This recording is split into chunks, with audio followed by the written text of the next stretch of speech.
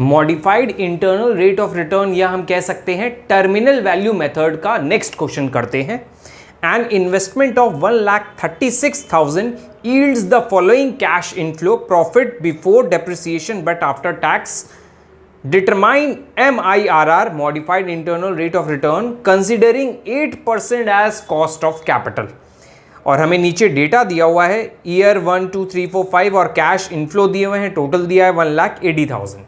तो चलिए अब हम इस क्वेश्चन को सॉल्व करते हैं। Modified internal rate of return की हेल्प से ये क्वेश्चन सॉल्व करेंगे। एक बार कॉन्सेप्ट रिकैप करते हैं। Modified internal rate of return का कॉन्सेप्ट कहता है कि जो भी कैश इनफ्लो हो रहे हैं आपके, जो जैसे इस क्वेश्चन में हमने नोट कर रखा है, कैश इनफ्लो जो हमारे हो रखे हैं इसको री इन्वेस्ट कर दिया जाता है, जिससे हमें और अर्निंग होती है। फिर री इन्वेस्टमेंट के बाद हमें कंपाउंडेड वैल्यू मिलती है। कंपाउंडेड वैल्यू निकालने के बाद, कंपाउंडेड कैश इनफ्लो निकालने के बाद टोटल किया जाता है। टोटल करने के बाद नेट प्रेजेंट वैल्यू निकाल ली जाती है। फिर उसके बाद हम modified internal rate of return निकाल लेते हैं, जो अभी हम आपको सॉल्व करके दिखाएंगे। तो चलिए पहले हम क्या करते हैं, क्वेश्चन को स्टार्ट करते हैं, जिसमें हमने क्वेश्चन में जो डेटा दिया हुआ है, कैश आउटफ्लो 1,36,000, इनफ्लो जितने हो रहे हैं मैंने यहां लिख लिए हैं। रेट ऑफ रिटर्न जो कंपनी री इन्वेस्टमेंट पे अर्न कर सकती है, दैट इज 8%, जो क्वेश्चन में दी हुई है। पीरियड ऑफ री इन्वेस्टमेंट क्या है? देखिए, पहला जब कैश इनफ्लो होगा तो उस पैसे को हम री इन्वेस्ट करेंगे, तो कितने साल तक इन्वेस्टेड रहेगा? जब इस फर्स्ट ईयर के एंड पे इन्वेस्ट करेंगे तो ये 4 साल तक हमें 4 साल तक के लिए री इन्वेस्टेड रहेगा। तो पीरियड ऑफ री इन्वेस्टमेंट, पहला कैश इनफ्लो कितने साल के लिए होगा? 4 ईयर के लिए, और ये 3 साल तक इन्वेस्टेड रहेगा। क्योंकि हम ये एज्यूम करके चल रहे हैं जो कैश का इनफ्लो हो रहा है वो ईयर के एंड पे हो रहा है, यही होता है वैसे जनरली। फिर ये 2 ईयर्स तक इन्वेस्टेड रहेगा, ये 3 आपका 1 ईयर तक रहेगा। लास्ट वाला कैश इनफ्लो जो है ईयर के एंड पे मिलेगा, मतलब प्रोजेक्ट की जो लाइफ है 5 ईयर्स, उसके एंड पे मिलेगा, 5वें साल के एंड पे, तो उसको इन्वेस्ट करने का ऑप्शन हमारे सामने नहीं रहेगा, तो 0 हो जाएगा। हम यहाँ पे लिख लेते हैं कि प्रोजेक्ट की जो लाइफ है दैट इज 5 ईयर्स, ये क्योंकि आगे क्वेश्चन सॉल्व करने में हेल्प करेगा। अब हमें क्या करना है, कंपाउंडिंग फैक्टर टेबल की हेल्प से कंपाउंड फैक्टर्स लिखने हैं। उस कंपाउंड फैक्टर को लिखने के बाद हम अपने कैश इनफ्लो को कंपाउंड फैक्टर से मल्टीप्लाई करके कंपाउंडेड कैश इनफ्लो निकालेंगे। तो चलिए, कंपाउंडिंग टेबल आपको शो हो रही होगी स्क्रीन पे। देखिए, कंपाउंडिंग टेबल में हम कंपाउंड फैक्टर कैसे लेंगे कंपाउंडिंग इंटरेस्ट टेबल में। देखिए, यहां पे 8% पे रेट ऑफ रिटर्न है और 4 साल के लिए इन्वेस्टमेंट है, तो कंपाउंड फैक्टर कैसे निकलेगा?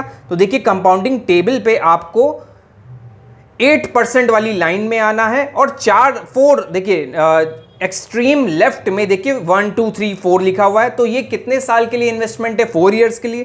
तो 4 ईयर की रो में 8% पे आइए, तो देखिए नीचे लिखा हुआ है लास्ट में 1.3605, तो हम यहां पे लिख लेते हैं जो कंपाउंड फैक्टर बनेगा 1.360, 4 डिजिट तक, ओवरऑल पॉइंट के बाद 3 या 4 डिजिट तक ले सकते हैं। फिर उसके बाद हम 3 ईयर्स का है तो थर्ड ईयर में आएंगे 1.2597, देन सेकेंड ईयर के लिए है 1.166, फिर फर्स्ट ईयर के लिए 1.080, और 0 ईयर है तो हम 1 मान लेंगे। अब हमें क्या करना है, सिंपली इस वैल्यू को इससे मल्टीप्लाई करके कंपाउंडेड कैश इनफ्लो निकालने हैं।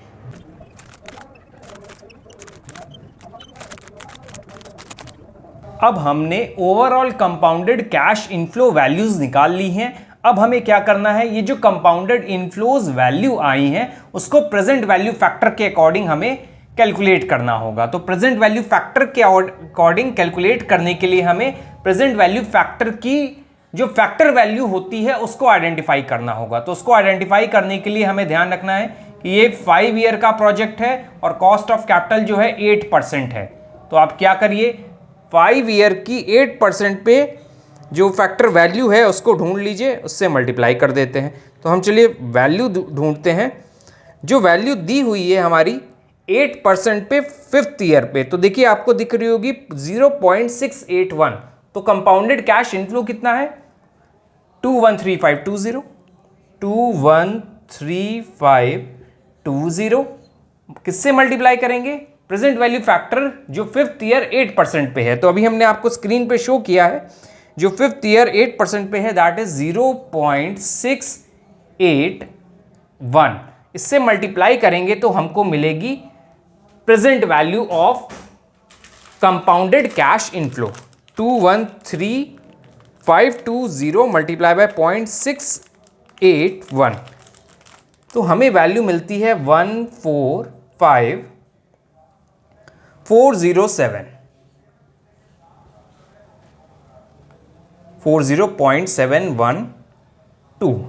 ये हमें प्रेजेंट वैल्यू मिल गई जो भी हमारा कंपाउंडेड कैश इनफ्लो है। अगर हम प्रेजेंट वैल्यू से अगर कंपेयर करें कैश इनफ्लो को, तो साफ साफ दिख रहा है कि ये ग्रेटर देन है मेरा जो प्रोजेक्ट से आउटफ्लो निकल कर आ रहा है, तो प्रोजेक्ट को एक्सेप्ट कर लिया जाएगा। अब आते हैं modified internal rate of return कैसे निकालेंगे, जो एक परसेंटेज के फॉर्म में आएगा। Modified internal rate of return निकालने का सिंपल सा फॉर्मूला है जिसकी हेल्प से हमें एक परसेंटेज के फॉर्म में वैल्यू मिल जाएगी। कैश आउटफ्लो जो मेरा 1,36,000 है, तो हम लिख लेते हैं पहले 1,36,000 which is my cash outflow 36,000। अब नीचे क्या चाहिए हमें, present value of compounded cash inflow. Present value of compounded cash inflow मेरा ये है, present value of compounded cash inflow जो हमने निकाला कंपाउंडिंग फैक्टर से मल्टीप्लाई करके कंपाउंडेड कैश इनफ्लो को, तो हमें मिला 14540.712 14540.71। तो इसको हम डिवाइड करेंगे तो एक परसेंटेज के फॉर्म में वैल्यू मिलेगी which is my modified internal rate of return. 9.35% के फॉर्म में हमें आंसर मिल गया which is 9.35%। This is my modified internal rate of return.